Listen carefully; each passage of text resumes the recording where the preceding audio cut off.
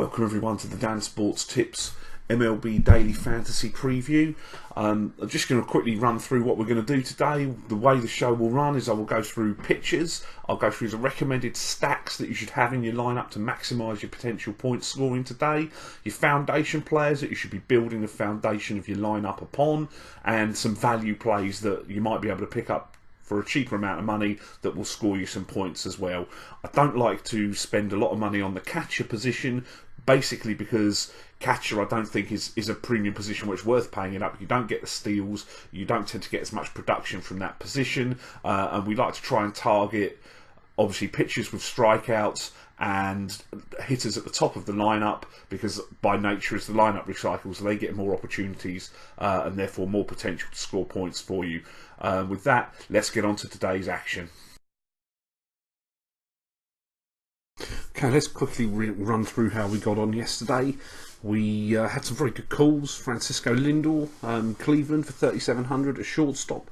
Hit the two-run homer early on, got 17 points. Noah Syndergaard didn't get the win for 10,400, the headline pitcher, but still got 12 strikeouts and 32.95 points.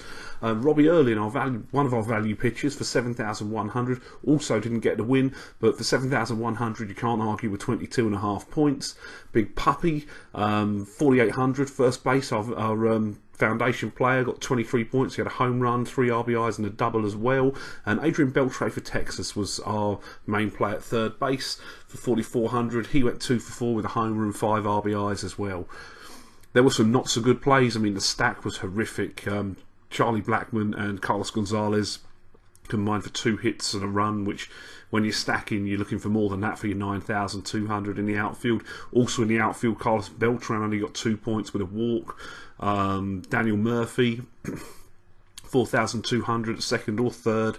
Went 2 for 3, but that's only 6 points. You're looking for more than that. Chris Iannetta at catcher, 1 for 4. Luis Valbuena was 0 for 3 with a walk. Nelson Cruz in the outfield, 4,700, put up a 0, going 0 for 4. I mean, we had some very good plays there, and some not so good ones. Let's see where we go today.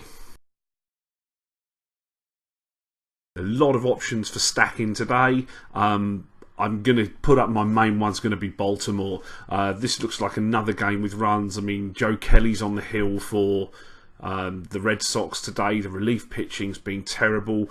Davis qualifies in first base, all the outfield. I think Trumbo does as well. Davis is 4,800 and Kelly is erratic at best. Baltimore are scoring a lot of runs. That looks like the main stack. Wouldn't put you off Washington. Daniel Murphy, Bryce Harper, 4,200 and 5,200 respectively as well. San Francisco looks an obvious stack today. I think Brandon Belt, Gregor Blanco, 4,800 at first base and 3,700 in the outfield looked a reasonable stack. And one that I think if you're looking to play a stack that not a lot of people are going to play, I think a lot of people today are going to be on the Cubs, probably stacking Cubs. Personally, Lackey doesn't convince me yet. He wasn't very good first time out. He's going to be pitching in a nice park to hit at Wrigley today. Joey Votto and Jay Bruce, first base and outfield again, 4,700 and 4,100 respectively. I think could be the shrewd play if you're looking to play contrarian for your stack today. Onto the pitchers. The main man today for me pitching wise is Steven Strasburg. He's getting a light hitting lineup in the National League, so he gets to face the pitcher as well. You know Strasburg's going to come up with strikeouts. What's not to like about Steven Strasburg? 11,300, I think it's the second most expensive pitcher today, but I'd certainly be using him over Carrasco. I also like Carlos Rodon of the Chicago White Sox for 9,500. He will strike pitchers out. He's got a filthy slider, and if that pitch is working at its best today, then he's going to rack up some strikeouts. Minnesota aren't hitting. It's a great park to be a pitcher in as well. The winless Twins could maybe be going 0-8 today, because the White Sox are scoring some runs and should hopefully back Rodon as well, though granted Phil Hughes has got a reasonable record, so whether or not Rodon gets the win we'll see, but I think he certainly will strike a lot of Twins out today. If we're going to shop looking for a bit more value, I like Chase Anderson of Milwaukee. We know St. Louis is a great park to be pitching in. I know that the Cardinals have scored double digits in, I think, 4 consecutive games now, but Anderson was good first time out. He had a good start against the Cards last year, and St. Louis's offense, these double-digit games is a mirage. This is not the St. Louis Cardinals, and there's not a lot around at the bottom end today, and that's as cheap as you probably want to go as Chase Anderson. I think Milwaukee might beat the Cardinals today. I think Chase Anderson looks primed to have another good day because the Cards bats can't keep this up. Foundation players today. Anthony Rizzo at first base for the Chicago Cubs is $5,200. It's a premium price for a premium player.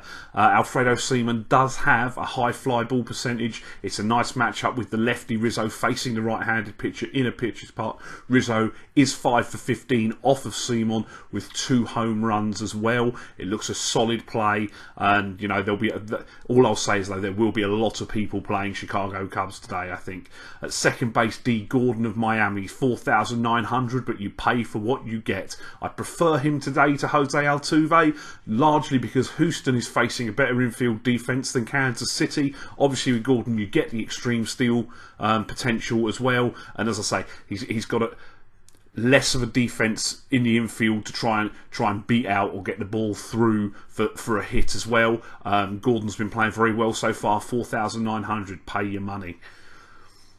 I'm going to go back to Daniel Murphy because he has been hot. He's got a nice matchup. Obviously, the lefty hitting the right-handed Whistler, who has struggled in Washington when he's pitched there. He is 3 for 6 off of Whistler. He's hitting 500 this year with a couple of homers as well. He only had the 2 hits last night. Qualifies at second and third. I think Daniel Murphy will be a good play tonight. I'm going to go with Corey Seager of the Los Angeles Dodgers. He qualifies at third base and shortstop. He'll set you back $3,900. Ruby De La Rosa has allowed fly balls. They reckon he's spoken to Pedro Martinez and has worked something out in the delivery here. Seager has 2 hits in the 2 at-bats he's had off of Ruby De La Rosa. Is hitting .333 this year. I'm not very enthused because the Dodgers offense has struggled to this point this year, but I've found shortstop quite hard today, to be perfectly honest, and Seager was the best of the top end options, if you like, that I could come up with. For the outfielder, he also qualifies at first base. Chris Davis, you got to love him today. Joe Kelly struggled with his command on debut. Davis will set you back $4,800. He's a lefty facing a right-handed pitcher in a park that suits left-handed power pitchers with that short porch in right field. He's hitting .571 in the 7 at-bats where he has faced Kelly. I think Chris Davis and as many Orioles as you want to stick in there today are probably solid plays. From value players, I'm going to start with catcher. I could put Miguel Montero of the Cubs up for $3,200. He's hitting .278 this year. He's a lefty facing a right-handed fly ball pitcher in a hitter's park. I wouldn't put you off Jonathan Lucroy of Milwaukee if you wanted to use him as well. He's got an excellent record against Lackey, but the park factor is why I've gone for Montero in the end. At first base, also qualifies in the outfield. We've put him up in the stack. Mark Trumbo of Baltimore, $3,900. He's facing Joe Kelly, as I've already said. Trumbo's been on fire this year, as we saw again yesterday. He might not be able to play defence in the outfield to save his life running around like a headless chicken, but he's been hitting. The whole Baltimore team has been hitting, and Boston cannot pitch. For my second baseman, also qualifies at shortstop, Starlin Castro of the New York Yankees. $3,200, gets J.A. Happ today. J.A. Happ is another one with fly ball tendencies. Castro is 3 for 10 off of him and is hitting .450 with 2 homers this year. Starlin Castro was brought in specifically because of the Yankees' issues against left-handed pitchers, and today's the day where he earns his money and does his job, and Castro's started the season strong for the Yanks. My third baseman also qualifies at second. Brock Holt, I've gone with again of Boston. He's only $3,300. He's hitting .368 with 2 homers this year. Ubaldo Jimenez has struggled with the Red Sox. Yes, he looked good the first time out this year.